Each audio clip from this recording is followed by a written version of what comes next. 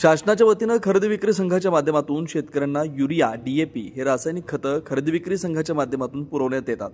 मात्र दर्यापूर खरेदी विक्री संघाच्या वतीनं युरिया, डीएपी हे खत वितरित करताना शेतकऱ्यांसोबत भेदभाव केल्याचा आरोप आता शेतकऱ्यांनी केला। आज शुक्रवार रोजी दर्यापूर खरेदी विक्री संघाच्या कृषी केंद्रासमोर पहाटेपासूनच मोठ्या प्रमाणात शेतकऱ्यांची युरिया व डीएपी खत घेण्यासाठी रांग लागलेली होती। तब्बल 4 तास रांगेत उभं राहून शेतकऱ्यांना ही खतं मिळाली नाहीत। त्यामुळे शेतकरी संतप्त होऊन त्यांनी खरेदी विक्री संघाच्या या भोंगळ कारभाराच्या विरोधात तीव्र नाराजी व्यक्त केली।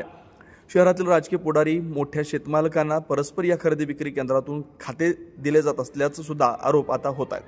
त्यामुळे शासन या गंभीर बाबींची दखल घेऊन दर्यापूर खरेदी विक्री संघात सुरू असलेल्या या भोंगळ कारभारासंदर्भात कारवाई करणार का, शेतकऱ्याला योग्य न्याय मिळेल का हे सुद्धा पाहणं महत्त्वाचं ठरणार आहे। गणपती खत भेटते 10 वाजता ऑनलाईन राहिली, पण याच्यातल्या काउंटर पासून काय होऊन आलं काय माहिती। आम्ही वाटच्या आधी का आम्हाला कोणी घेऊन लागला आंदोलन चालू आहे सगळे 10:30 वाजतापासून आम्ही इथं का संचालक नाही कोणतरी आहे का पाना बोलावला। किती वाजता आले तुम्ही? 7 वाजता आम्ही 7 वाजता अजून नंबर लागला मंडळे काही नाही, बावती कुंपणी ठेवून आले। कोणत्या खतासाठी आले तुम्ही? कोणत्या खत? युरिया